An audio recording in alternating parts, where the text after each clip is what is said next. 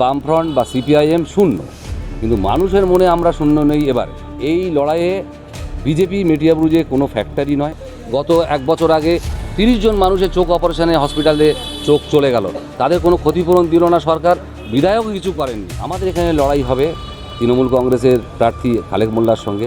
2026 বিধানসভা নির্বাচনের ঢাকে ইতিমধ্যেই কাঠি পড়ে গিয়েছে।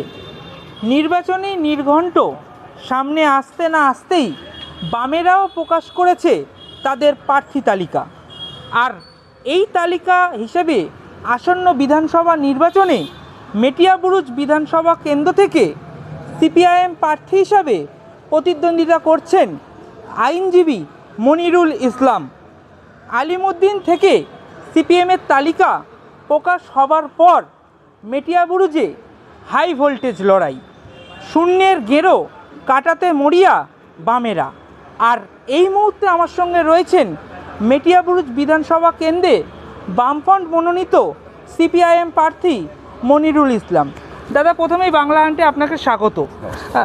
দাদা, এই যে দেখা যাচ্ছে আপনি আইনজীবী হিসাবে মানুষের মনে জায়গা করে নিয়েছেন, ভোটের ময়দানে মানুষ আপনাকে কেন নির্বাচিত করবেন, কি বলবেন? মানুষ এই কারণে নির্বাচিত করবেন, আইনজীবী হিসেবে মানুষের মনের চেয়েও বেশি আমার মেটিয়াবুরুজ অঞ্চলে আমি মানুষের মনে আছি, অন্তরে আছি। এই অঞ্চলের সামাজিক কাজ, এই অঞ্চলের মানুষের দর্জি অঞ্চল, মেটিয়াবুরুজ অধ্যুষিত মেটিয়াবুরুজ অঞ্চল, এই অঞ্চলের মানুষের রুটি রুজি, এই অঞ্চলের মানুষের সমস্ত রকম সুযোগ সুবিধা, যখন এই মানুষের বিপদে পড়েছে আমি পাশে দাঁড়িয়েছি, লড়াই করেছি, লড়াই সংগ্রামে আছি দীর্ঘদিন থেকে। সেই জন্যই এই অঞ্চলের মানুষ আমাকে বেছে নেবেন বলে আমার দৃঢ় বিশ্বাস। দাদা, যেমনটা দেখা যাচ্ছে যে আপনার প্রতিদ্বন্দ্বী প্রার্থী তৃণমূল কংগ্রেসের দীর্ঘদিনের রাজনীতিবিদ আব্দুল খালেক মোল্লা এবং বিজেপির তরফ থেকে যেমনটা যে রয়েছে বাহাদুর সিং, তিনি তেমন প্রতিদ্বন্দ্বিতা করছেন। ভোটের ময়দানে চ্যালেঞ্জটা কতটা কঠিন, কি মনে করছেন? দেখুন, মিডিয়া একটা বাইনারি তৈরি করে রেখেছে সারা ভারতবর্ষ জুড়ে, পশ্চিমবাংলায় তো বটেই, যে বামফ্রন্ট বা সিপিআইএম শূন্য, কিন্তু মানুষের মনে আমরা শূন্য নেই। এবারে মানুষের অন্তরে আমরা আছি। এই লড়াইয়ে বিজেপি মেটিয়াবুরুজে কোনো ফ্যাক্টরি নয়। আমাদের এখানে লড়াই হবে তৃণমূল কংগ্রেসের প্রার্থী খালেক মোল্লার সঙ্গে। তিনি 3 বারের বিধায়ক 20 বছর থেকে। তিনি এই তার 20 বছরের বিধায়ক জীবনে মেটিয়াবুরুজের জন্য এমন কোনো কাজ করেননি যেটা তিনি জোর গলায় বলতে পারেন এবং মানুষের মনে দাগ কেটে আছে।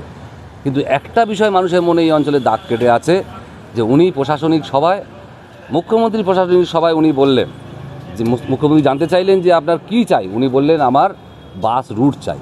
মেটিয়াবুরুজে বাস রুট আছে, বাস চলে, কিন্তু মেটিয়াবুরুজের মানুষের যে সমস্যাগুলো আছে, হাটের জ্যামজট, মেটিয়াবুরুজের হসপিটাল, মেটিয়াবুরুজের স্কুল, মেটিয়াবুরুজের যোগাযোগ ব্যবস্থা, মেটিয়াবুরুজের ফ্লাইওভার, মেটিয়াবুরুজের মেট্রো রেল, এই সমস্ত যে বৃহৎ মেটিয়াবুরুজের মানুষের চাহিদা, এই বিষয়ে উনি গত 5 বছরে কিছুই করেননি।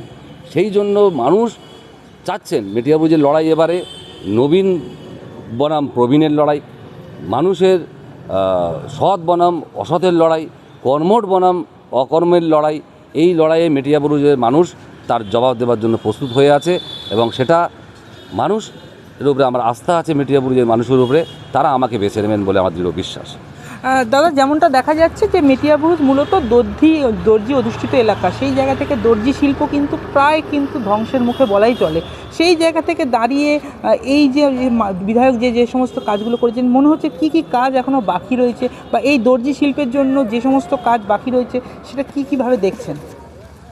এই গত মাসে এখানে একটা ফেস্টিভ্যাল হয়েছে, সেই ফেস্টিভ্যালের উদ্বোধনী অনুষ্ঠানে এসেছিলেন আমাদের বিধানসভার স্পিকার বিমান বন্দ্যোপাধ্যায় মহাশয়। তিনি তার বক্তব্যে বললেন, বিধায়ককে উপস্থিত রেখে, যে আপনি বিধানসভায় মেটিয়াবুরুজ বিষয়ে প্রস্তাব রাখবেন, আমি আপনাকে সাহায্য করব। এর দ্বারাই প্রমাণিত হয়ে যায় তিনি 3টে টার্ম এমএলএ ছিলেন, যে মেটিয়াবুরুজ নিয়ে তিনি কোনো কথা তোলেননি। কেননা স্পিকার সাহেবও এই 4টে টার্মের উনি স্পিকার, তো তিনি সাহায্য করতে যাচ্ছেন, উনি কোনো প্রস্তাব দিতে চাচ্ছেন না মেটিয়াবুরুজের উন্নয়নের জন্য। আমি এই ফেস্টিভ্যাল উপলক্ষে একটা চিঠি ওনাকে লিখি, 20 দফা দাবি দিয়ে মেটিয়াবুরুজের ব্যবসা, মেটিয়াবুরুজের মানুষের উন্নয়ন, মেটিয়াবুরুজের হসপিটাল, মেটিয়াবুরুজের হাই স্কুল, মেটিয়াবুরুজের ইংলিশ মিডিয়াম স্কুল, মেটিয়াবুরুজের কলেজ, মেটিয়াবুরুজের যোগাযোগ ব্যবস্থা, মেটিয়াবুরুজের নৌপথ জলপথ উন্নতিকরণ, এই সমস্ত বিষয়ে 20টা দাবি ওনাকে পাঠালাম যে আপনি বিধানসভার বাজেট অধিবেশনের মধ্যে এটাকে আনুন, বাজেটের মধ্যে যদি এটা আসে তাহলে মেটিয়াবুরুজে সেই কাজ হবে।